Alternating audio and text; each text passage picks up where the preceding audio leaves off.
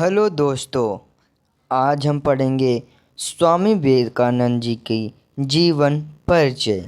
स्वामी विवेकानंद जी का जन्म 12 जनवरी 1883 कोलकाता में हुआ था और उनकी मृत्यु 4 जुलाई 1902 को हुई थी।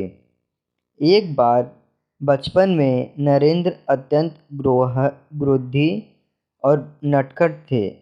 अपने साथी एवं बच्चों के साथ तो शरारत करते थे। मौका मिलने पर वे अपने अध्यापकों के साथ भी शरारत करने से नहीं चूकते थे। नरेंद्र के घर में नियम पूर्वक रोज पूजा पाठ होता था।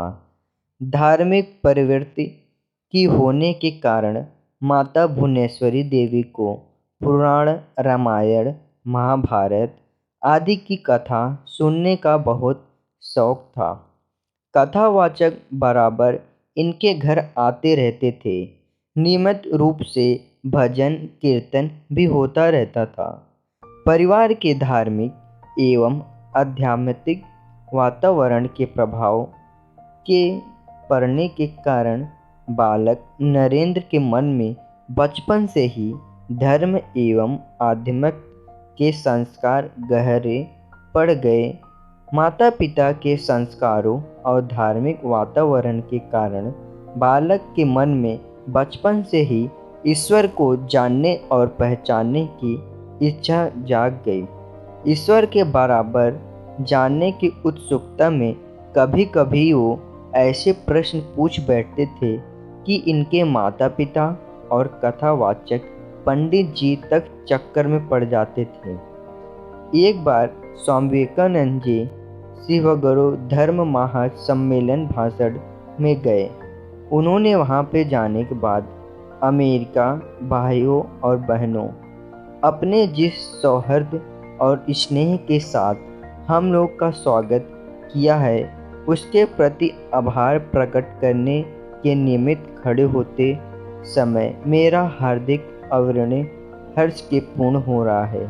संसार में सांस्कृतिकों के सबसे प्राचीन परंपरा की ओर से मैं आपको धन्यवाद देता हूँ।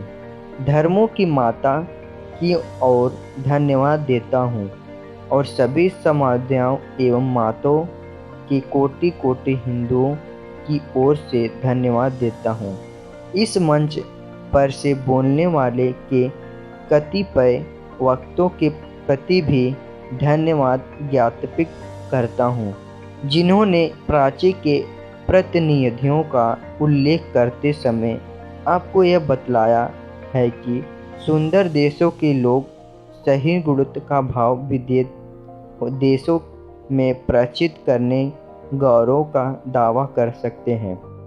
मैं एक ऐसा धर्म के अनुयायी होने के गर्व का अनुभव करता हूँ जिसने संसार एवं सहित गुणता तथा सार्वभौम स्वकीय दोनों ही शिक्षाएं दे रहे हैं। हम लोग सब धर्म के प्रति केवल सही गुणता में ही विश्वास नहीं करते, वरना समस्त धर्मों के सच्चा मान कर स्वीकार करते हैं।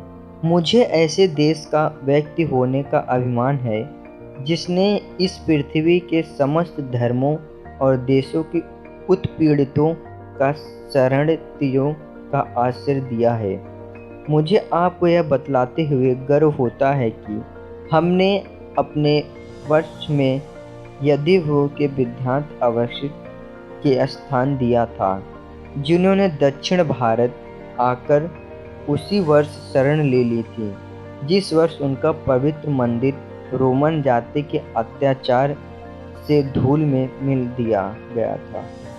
ऐसे धर्म के अन्य होने में गर्व का अनुभव करता हूँ जिसने महान जरदित जाति के अवशिष्ट अंकों को शरण दी और जिसका पालन वह अब तक कर रहा है। भाइयों, मैं आप लोगों को एक श्लोक की कुछ पंक्तियाँ सुनाता हूँ जिसके अवृत बचपन में कर सकते हैं, जिसके अवृत प्रतिदिन लाखों मनुष्य किया करते हैं। एक बार स्वामी विवेकानंद जी कहीं से गुजर रहे थे।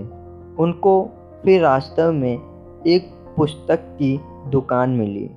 वह पुस्तक उनको पढ़ने की बहुत इच्छा थी। वह पुस्तक की दुकान बंद होने वाला था। स्वामी विवेकानंद जी उस पुस्तक को बड़े ध्यान से देख रहे थे। तो दुकानदार ने स्वामी विवेकानंद जी से पूछा, भाई, आपको क्या इस पुस्तक को पढ़ना है? तो आप अभी से नहीं पढ़ सकते, क्योंकि मैं अभी दुकान को बंद करने वाला हूँ। स्वामी विवेकानंद जी ने पूछा, आपको दुकान बंद करने में कितना समय लगेगा? दुकानदार ने जवाब दिया, मुझे दुकान बंद करने में सिर्फ 10 मिनट लगेंगे। स्वामी विवेकानंद जी मुस्कुराते हुए कहा, आप ये बुक मुझे पढ़ने के लिए सिर्फ 10 मिनट दे दीजिए। मैं उसके बाद 10 मिनट बाद अतः आपको यह बुक दे दूंगा। दुकानदार सोच में पड़ गया। ये कैसे हो सकता है? इतना मोटा बुक 10 मिनट में कैसे पढ़ सकता है कोई? दुकानदार ने स्वामी विवेकानंद जी की बात स्वीकार कर ली और वह बुक उनको पढ़ने के लिए दे दिया।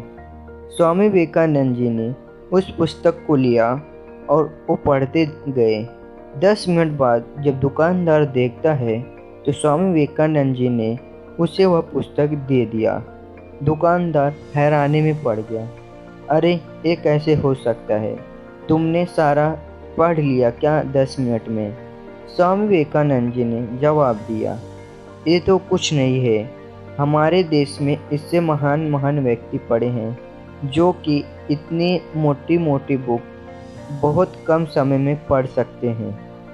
तो आओ दोस्तों, हमें स्वामी विवेकानंद जी की जीवनी से हमें कुछ सीखने का प्रयास करना चाहिए। धन्यवाद।